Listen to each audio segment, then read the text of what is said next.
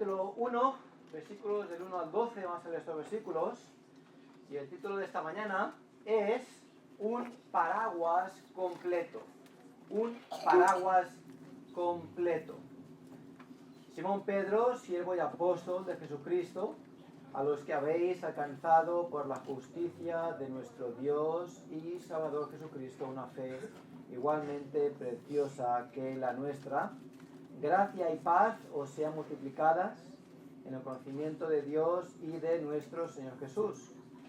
Como todas las cosas que pertenecen a la vida y a la piedad nos han sido dadas por su divino poder, mediante el conocimiento de aquel que nos llamó por su gloria y excelencia, por medio de las cuales nos ha dado preciosas y grandísimas promesas para que por ellas llegaseis a ser participantes de la naturaleza divina, habiendo huido de la corrupción que hay en el mundo a causa de la concupiscencia, vosotros también, poniendo toda diligencia por esto mismo, añadid a vuestra fe virtud, a la virtud conocimiento, al conocimiento dominio propio, al dominio propio paciencia, a la paciencia piedad, a la piedad afecto fraternal y al afecto fraternal amor.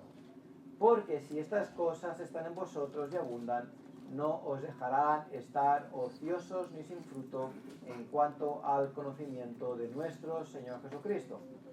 Pero el que no tiene estas cosas tiene la vista muy corta, es ciego, habiendo olvidado la purificación de sus antiguos pecados. Por lo cual, hermanos, tanto más procurad hacer firme vuestra vocación y elección, porque haciendo estas cosas no caeréis jamás. Porque de esta manera os será otorgada amplia y generosa entrada en el reino eterno de nuestro Señor y Salvador Jesucristo.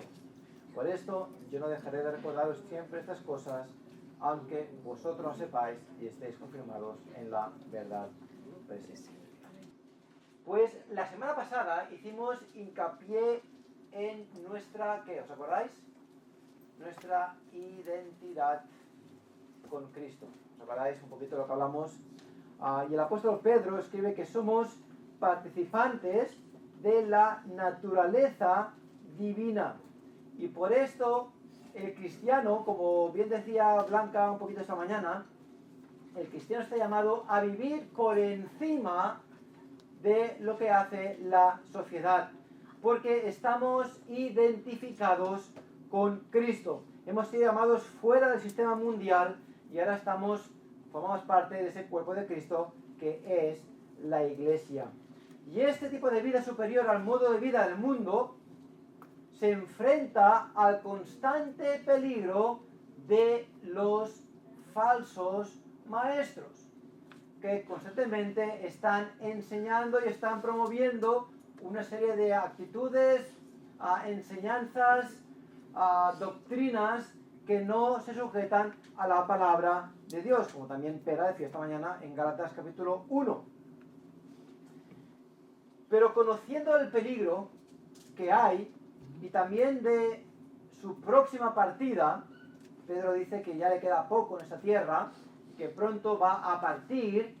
Pedro se ve necesitado de escribir esta epístola para animar a la iglesia a estar atenta, a velar, a perseverar, a continuar hacia adelante, a ocuparse en buenas obras, a ser diligentes en el crecimiento espiritual.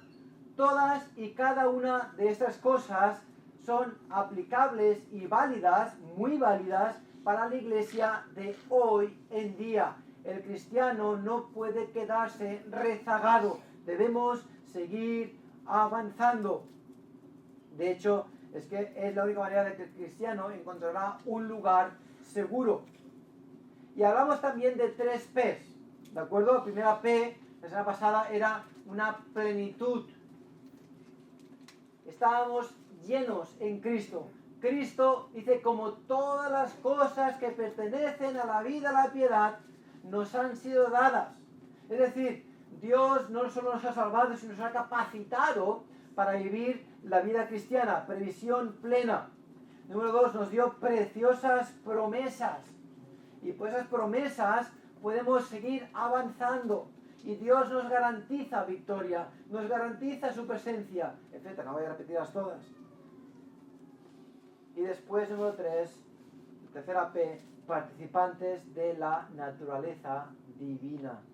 Y estas 3 razones nos llevan de lleno a la siguiente sección del capítulo 1, donde Pedro nos da una serie de atributos o virtudes, como quieras ponerlo, en las que el cristiano, en las que tú y yo debemos poner toda diligencia para trabajar en ello.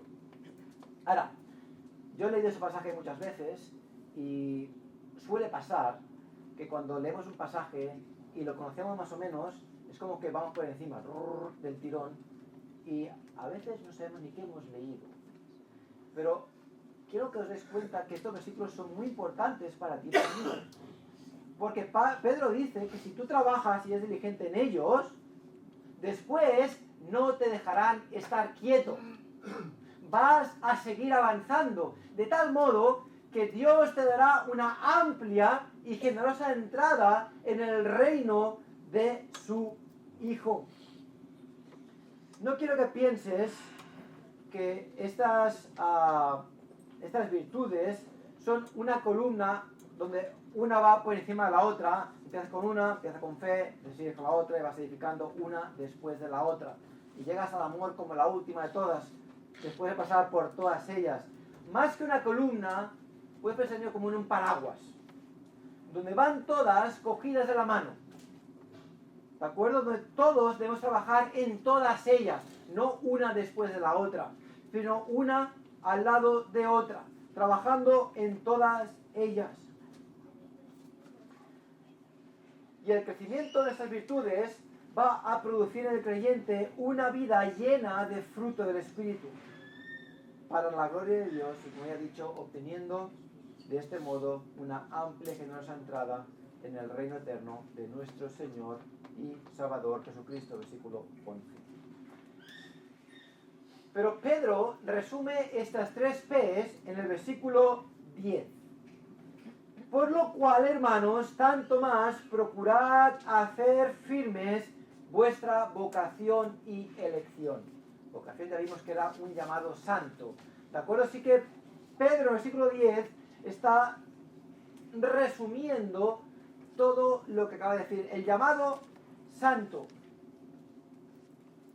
la elección, porque haciendo esas cosas no caeréis jamás. Así que, como ya he dicho antes, y debido a nuestra identidad con Cristo, esta vocación, el cristiano debe vivir de un modo superior al mundo, es decir, de un modo digno. Efesios 4:1 dice: os ruego que andéis como es digno de la vocación con que fuisteis llamados. Y lo que Pablo llama es lo que Pedro dice. Están diciendo lo mismo. Tú como creyente, tú que has alcanzado una fe igualmente preciosa que la nuestra, dice Pedro, te animo a que trabajes, a que pongas diligencia en tu vocación, el llamado santo, en la elección que Dios ha hecho de tu persona. Que procures crecer, que trabajes, que no te quedes rezagado. ¿De acuerdo? Así que quiero que pienses en tu vida de fe, tu vida espiritual, y analices cómo estás viviendo. Primero, analiza. Y es un poco lo que dice el boletín en la hoja del bautismo. Lo primero de todo es: ¿has alcanzado una fe igualmente preciosa que la nuestra? ¿Estás 100% seguro de que tus pecados han sido perdonados y de que tienes vida eterna? ¿Has puesto tu confianza sola y exclusivamente en el Señor Jesucristo para los pecados? Si es así, ahora, identifica cómo estás viviendo tú tu vida cristiana. ¿Hasta qué punto tú estás trabajando en ello? Por Recientemente alguien me dijo que se había dado cuenta que se estaba equivocando y había decidido volver a hacer las cosas bien.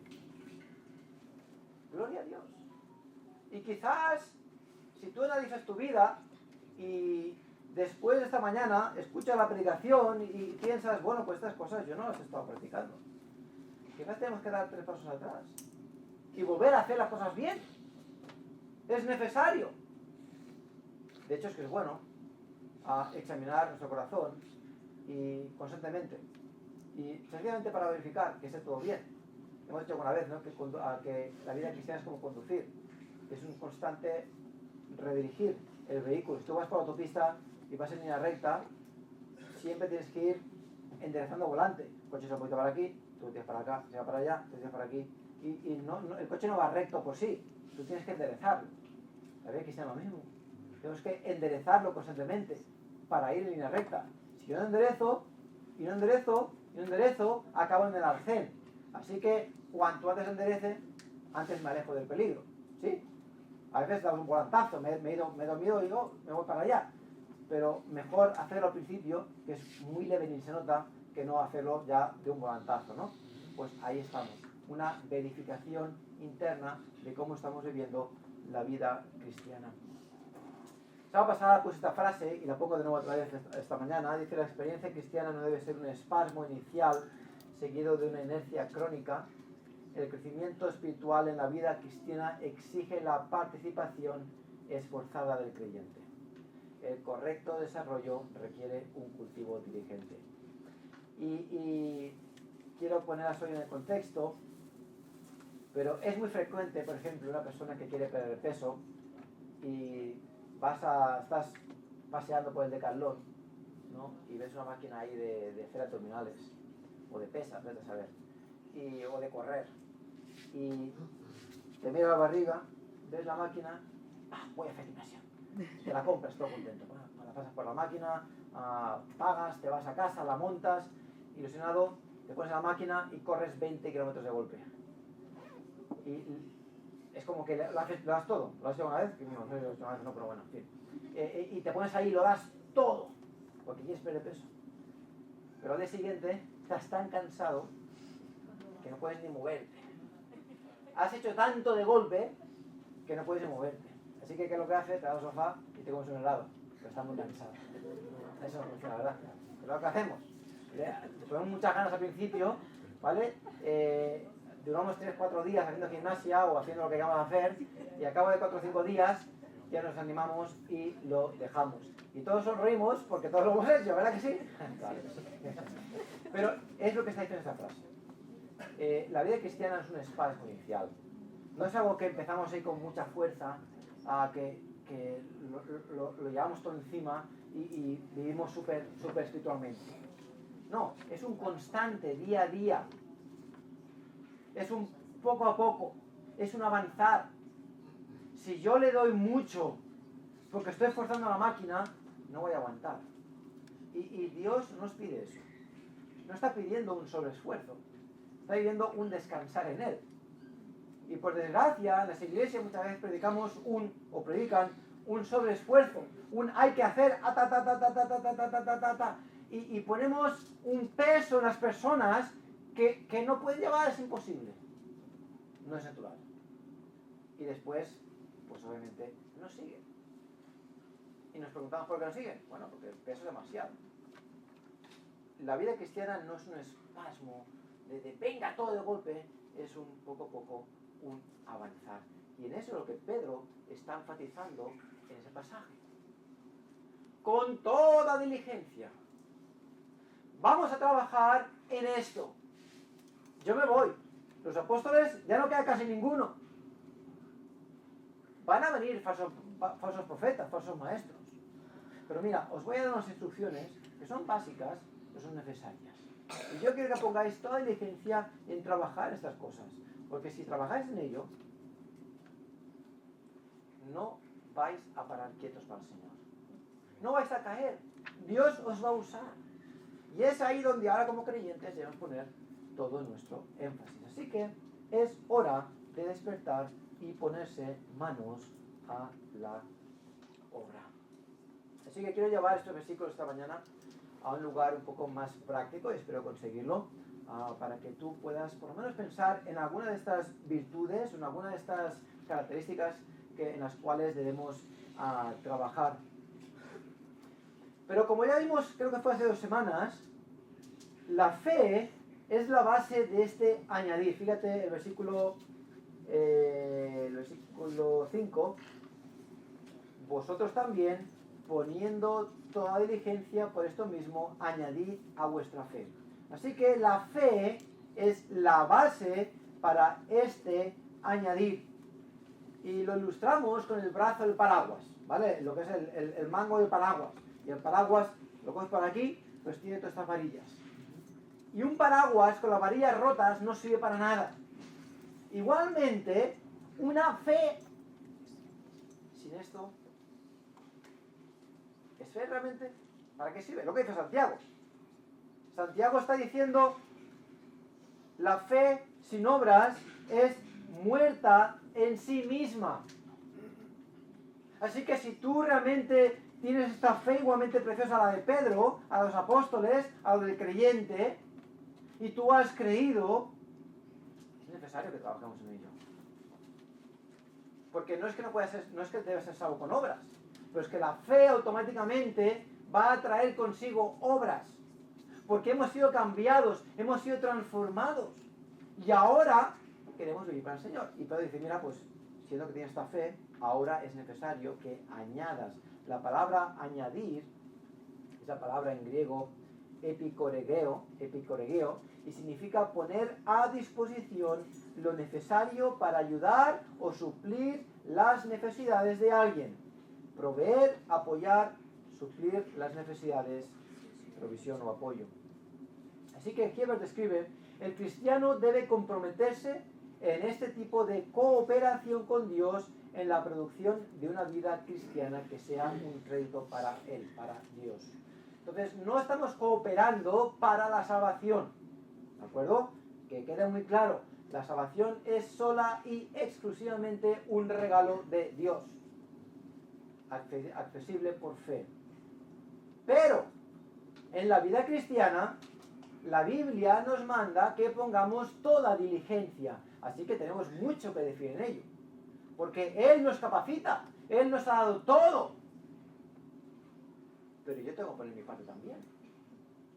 Y aquí es donde donde Pedro está llegando. Y quiero que veas la responsabilidad que Dios pone en ti y pone en mí. Cuán importantes son estas palabras. Si tú quieres ser un cristiano eficaz, debes poner toda diligencia en añadir a tu fe. No te quedes de brazos cruzados. Si tú te preguntas por qué estás tan mal espiritualmente, ¿por qué estás tan desanimado? Pregúntate, ¿cuánto de esto que vamos a hablar esta mañana ha formado parte de tu vida? ¿En cuánto de esto has puesto tu diligencia en tu vida espiritual? De nuevo Hiebert sigue y dice, Pedro enumera 7 cualidades o rasgos de carácter en este desarrollo moral e introduce cada nuevo rasgo como en conexión con el precedente. Cada uno es inherente a su predecesor, que a su vez es completado y perfeccionado por la nueva cualidad, dándole un fruto más abundante. Cada adición al carácter afecta el color de todo el carácter. Todos son potenciados por una fe viva que recurre constantemente a la vida divinamente implantada. Así que lo que está diciendo es que todos estos van en conjunto y se complementan. No busques unos u otros. Debemos trabajar en todos ellos. Así que si tú tienes fe, si tú has creído, debes empezar a poner diligencia en esto que vamos a ver a continuación. Estos 7 ingredientes. Así que número 1 tenemos virtud. Ya vimos un poquito acerca de virtud y lo vimos por encima. Tenemos 7. Virtud. La palabra griega es arete. Trenchard dice, cualidad de valor moral que dignifica y califica a la fe con excelencia, al mismo tiempo que la muestra o vitaliza como fuente de toda actuación buena, valerosa y honrosa. Y esta palabra arete es una palabra usada en el griego clásico, que se define como virtud, pero era un término tan elevado que designaba o se utilizaba para designar el heroísmo moral, o considerada como la capacidad divinamente dotada para sobresalir en actos heroicos. Esta palabra llegó a abarcar la cualidad más sobresaliente de la vida de alguien. Alguien que cumplía el deber a la perfección. Eso era un arete para un griego. Alguien que cumplía, era el ciudadano número uno. Era un ciudadano ejemplar. Alguien que tenía buena palabra, buena presencia, buenas acciones. Era alguien arete. Y es lo que Pedro, sigo diciendo Pablo, Pedro está diciendo: si tienes fe, añade a tu fe excelencia, virtud. Y yo quiero que tú te veas a ti mismo como alguien, como creyente, pero como alguien que todo lo que hace, todo lo que eres, buscas lo mejor. Buscas ser el ciudadano número uno. Buscas ser ejemplo. ¿Os imagináis una iglesia de aretes? ¡Qué maravilla! Ejemplo en todo, como ciudadanos, como personas. A tu fe añade virtud. Wikipedia dice, según Hipias de Élide, el fin de la enseñanza era lograr la arete, que significa capacitación para pensar, para hablar y para obrar con éxito. Ahora traduce esto al mundo espiritual. Hablar bien, actuar bien. Eso es arete. La excelencia política ciudadana de los griegos consistía en el cultivo de 3 virtudes específicas: la valentía, la moderación o equilibrio y la justicia. Estas virtudes formaban un ciudadano relevante, útil y perfecto. Así que es lo que estamos diciendo, para ilustrarlo. El ciudadano que conseguía llegar a estas virtudes era aquel que casi se le ponía en un pedestal, porque era ejemplo. Y es a lo que Pedro nos está llamando. Pedro nos dice que debemos vivir en excelencia moral. Debemos ser ejemplos, siendo controlados en todo tiempo por el Espíritu Santo. Así que es un constante querer mejorar en sus caminos. Y yo quiero que tú te veas a ti con un constante deseo de mejorar en tus caminos. Yo no he alcanzado, suena como el nirvana, pero no, el arete, ¿de acuerdo? Pero debemos siempre mejorar nuestros caminos. Si crees que ya son rectos, gloria a Dios, hazlo más rectos. Busca esa virtud. Número 2, a la virtud, conocimiento. A la virtud, conocimiento. La palabra griega es epignosis y denota un conocimiento exacto o pleno. Y MacArthur escribe: el conocimiento se refiere a la verdad divina, que es el fundamento del discernimiento espiritual y la sabiduría. La verdad correctamente entendida y aplicada. Así que tengo fe y ahora empiezo a trabajar en virtud y quiero ser mejor y mejor y mejor. Quiero avanzar, quiero crecer, quiero ser más como Él. ¿Y cómo es Él? Pues no sé. Pues que necesito conocimiento. Quiero conocerle más y mejor.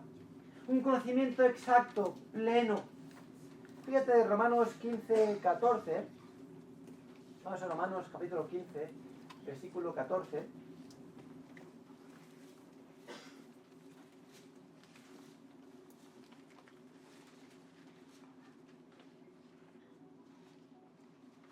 Y dice: pero estoy seguro de vosotros, hermanos míos, de que vosotros mismos estáis llenos de bondad llenos de todo conocimiento, de tal manera que podéis amonestaros los unos a los otros.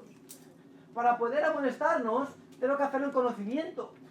A Pablo en este caso, está hablando a los romanos, está diciendo, hey, señores, que sabemos, que hay conocimiento. Podemos amonestarnos unos a otros, basándonos en conocimiento, por supuesto. Pero ¿cuán necesario es conocer? ¿Cuánto conocemos de Dios? Bueno, pues Pedro dice, hey, ¿tenéis fe? Gloria a Dios. Tenéis mucho. Pero ahora debéis añadir a vuestra fe virtud. Y a la virtud añadir conocimiento. Y ¿sabes qué? Este conocimiento está íntimamente relacionado con la iluminación. Iluminación, después de la bombilla. Porque necesitamos la iluminación del Espíritu para comprender la palabra de Dios. Tener la mente iluminada con precisión sobre la verdad de la Escritura. Para que cuando conozcamos más y más a Jesús, podamos empezar a alcanzar a tener esta mente de Cristo. Así que lo que estamos hablando aquí es la facultad de discernimiento en el ejercicio de la virtud, del estudio de la palabra, para conocer mejor a Dios y discernir así su voluntad. Mira, fíjate. Un no creyente, un incrédulo, muchas veces sabe incluso mejor que un creyente lo que tiene que hacer un creyente. Ah, yo pensaba que un creyente no tiene que hacer esto.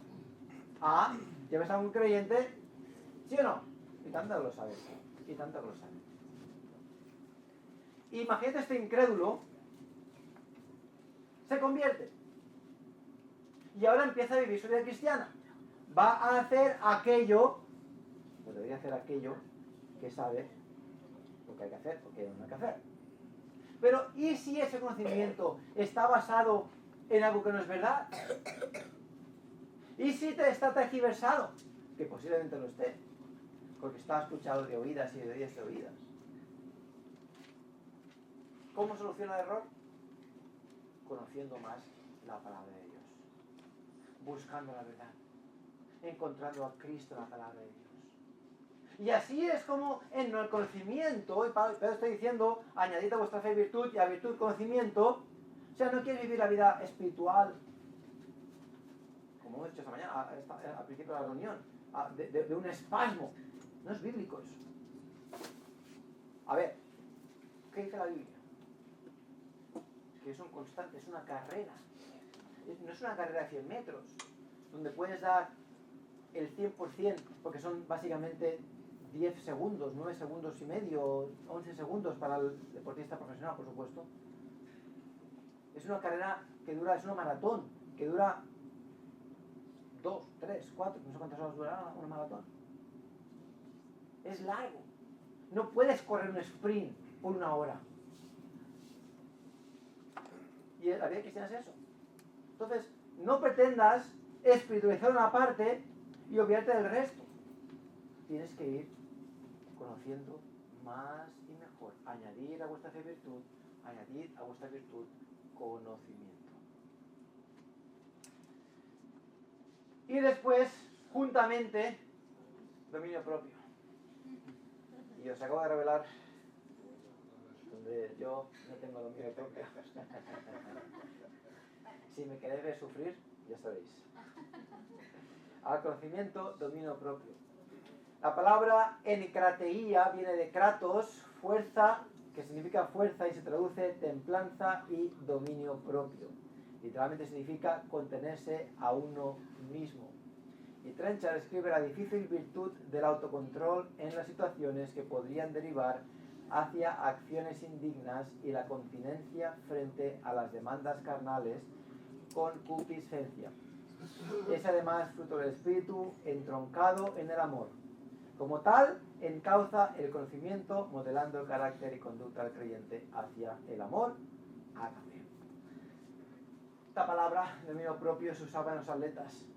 Cuando ellos, hemos tenido atletas aquí, profesionales, en el pasado, y iban a casa a comer, y no quiero pastel, que mañana me miren, y le miden la grasa que tienen en el cuerpo, y se controlan porque su vida profesional depende del peso. Así que hay muchas cosas que no participan, que no comen para evitar ganar grasas. ¿De acuerdo? Y ese es el sentido de la palabra. Controlar aquellas cosas que no convienen. Dominio propio. Ayer estaba en el coche volviendo del campamento, dejé a los niños ahí y tenía una caja, no de Pimps, porque era la marca del Lidl. Estaban ahí al lado, me estaban llamando. Y uno, y otro, y otro. No me comí todos, pero bueno, podía haberlo hecho tranquilamente. Dominio propio.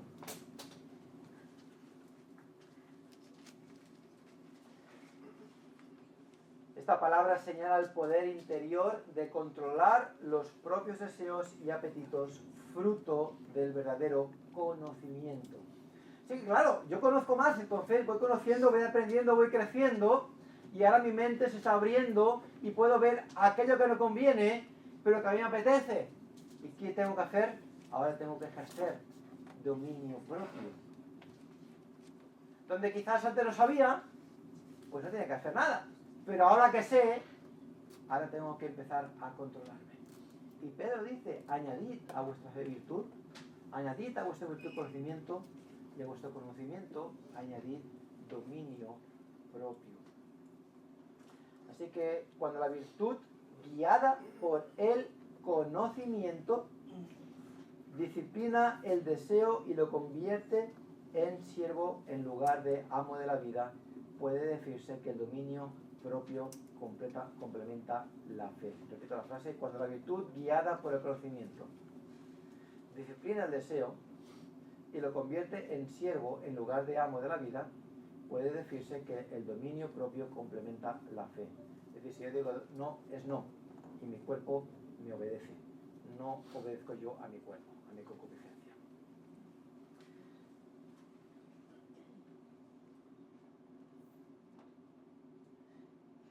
Romanos 14:5 dice, uno hace diferencia entre día y día, otro juzga iguales todos los días, cada uno esté plenamente convencido en su propia mente. Y este versículo va muy ligado a lo que estamos diciendo, porque yo debo controlar aquello que hago con mi conciencia limpia, pero tengo que tener cuidado de que mi conciencia esté limpia por las razones correctas, no porque yo tenga el problema. Mejor no lo estudio y así mi conciencia no se afecta. Yo tengo que vigilar aquello que apruebo o que condeno. ¿De acuerdo? Número 4. Paciencia. La palabra griega es hupomoné. Al dominio propio añade hupomoné, añade paciencia. Y habla de permanecer fuerte en medio de trabajos y dificultades inoportunos.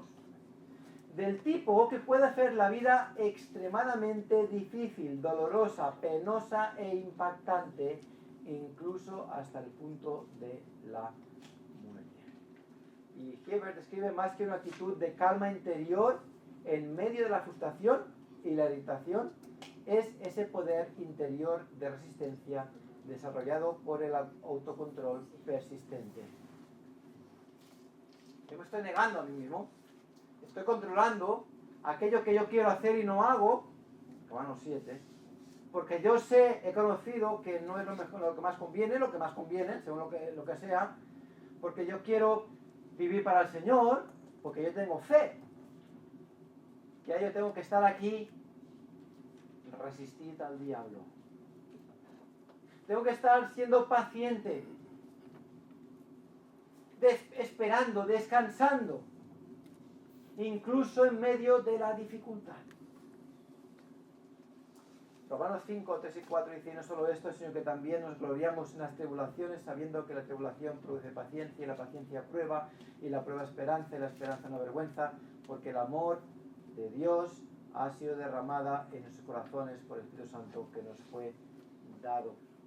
Pero la tribulación produce paciencia, nos ayuda a permanecer calmados incluso en medio de la dificultad. 1 Pedro capítulo 1 versículos 6 y 7 dice, en lo cual vosotros os alegráis, aunque ahora por un poco de tiempo, si es necesario, tengáis que ser afligidos en diversas pruebas, para que sometida a prueba vuestra fe, que es más preciosa que el oro, sea hallada en alabanza, gloria y honra cuando sea manifestado a Jesucristo. Así que nos ayuda a permanecer adelante en tanto que estamos pasando esta dificultad o esta lucha o esta tribulación o esta prueba. Añadid a vuestra fe virtud, a la virtud conocimiento, al conocimiento dominio propio, al dominio propio paciencia. Pero, juponumoné, añado ahora, no se limita a aceptar y soportar, resignados. Siempre hay en ella una mirada hacia adelante, lo cual se dice en Jesús. Hebreos 12:2, puestos los ojos en Jesús, el autor y consumador de la fe, el cual por el gozo puesto delante de él, sufrió en la cruz, menospreciando el oprobio, y se sentó a la diestra del trono de Dios. Porque él tiene paciencia y sufre con paciencia, con longanimidad y con constancia, perseverando. ¿Por qué llega hasta el final? Porque sabe lo que hay al final. Y él queda satisfecho. Así que nuestra paciencia no es una resignación y ya está. Jupomoné habla de poner los ojos en el premio. Añadid paciencia a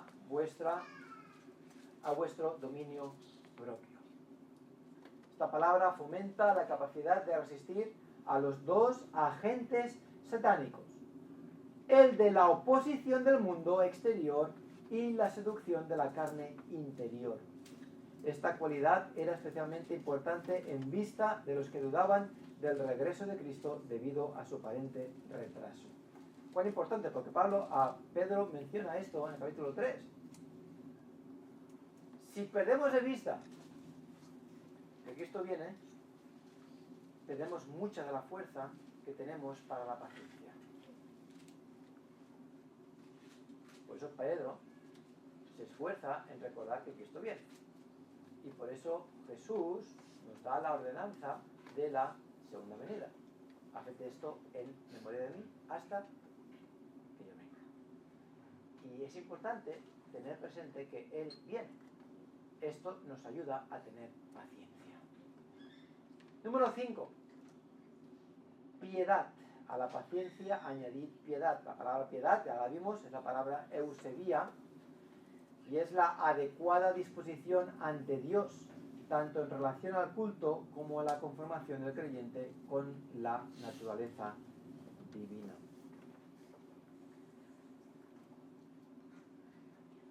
No es una virtud, digamos, esporádica, que lo exteriorizo en el culto o en momentos de adoración, sino que está íntimamente ligado a lo que somos nosotros.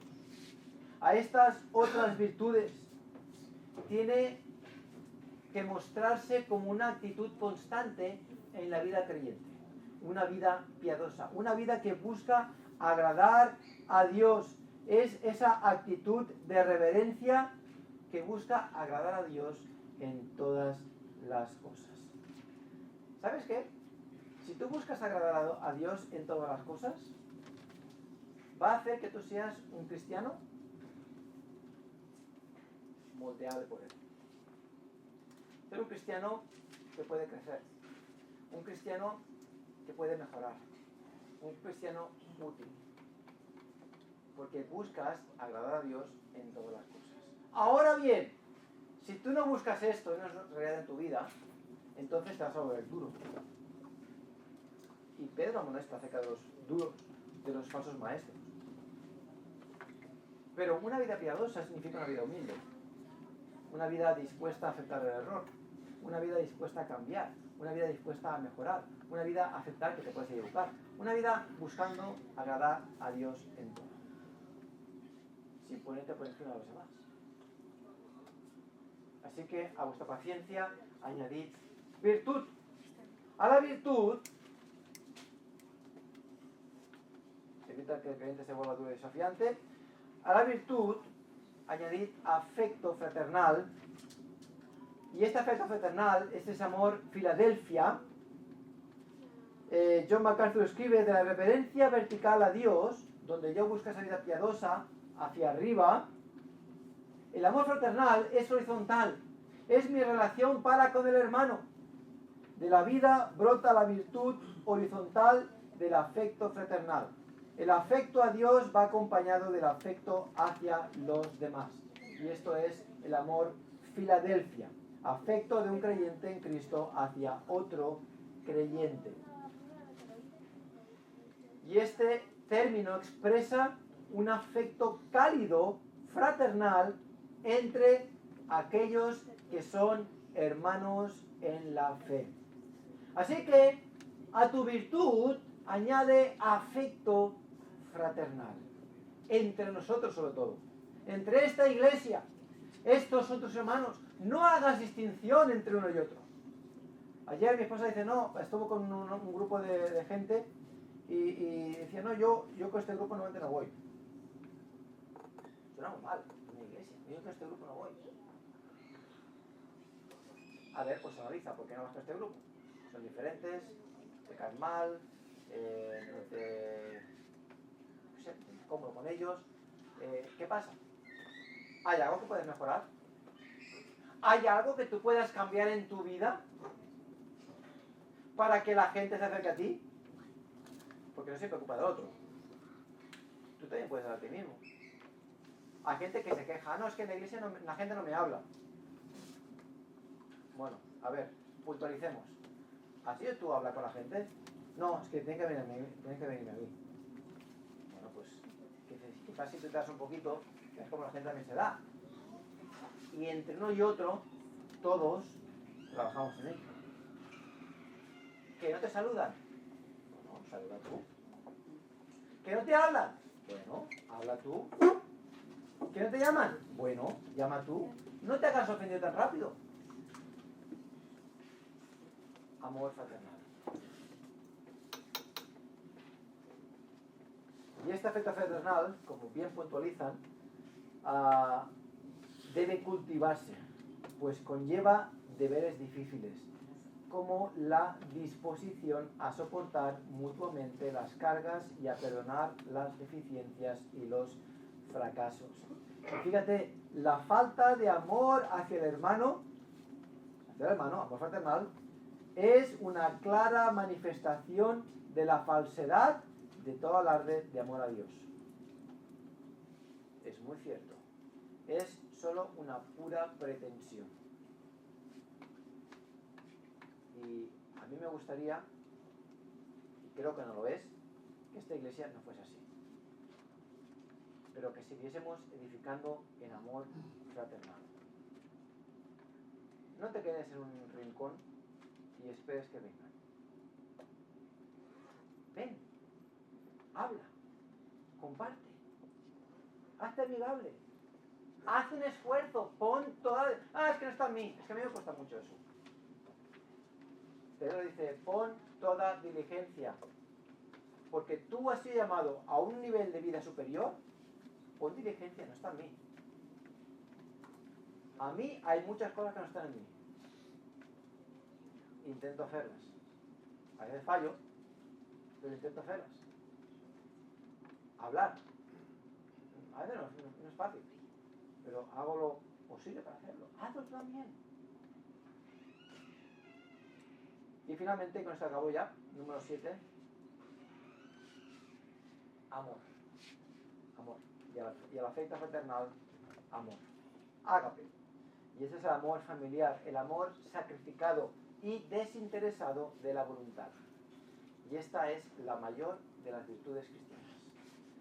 Por eso en 1 Corintios 13 dice, y ahora permanecen la fe, la esperanza y el amor, estos tres, pero el mayor de ellos es el amor. Así que el amor ágape ya no solo hace referencia al amor al prójimo, al amor al hermano fraternal, sino que hace referencia a todo el mundo. Ese amor ágape. Esta palabra denota un amor que brota de la inteligencia y la buena voluntad y que busca resueltamente el bienestar de la persona amada. No tiene su origen en cuán deseable es el objeto, sino en el agente que desea deliberadamente el mayor bien para el objeto de su afecto. Es decir, no es que alguien es guapo y le ayudas porque es deseable. No, es un amor que no se basa en las cualidades de aquel que lo recibe, sino en las cualidades de aquel que lo da, para la gloria de Dios. El que no ama, no ha conocido a Dios, porque Dios es amor.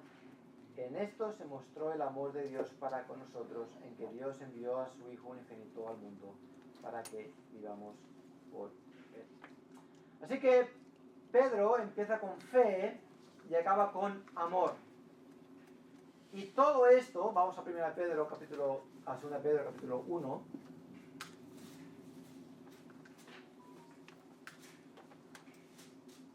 viene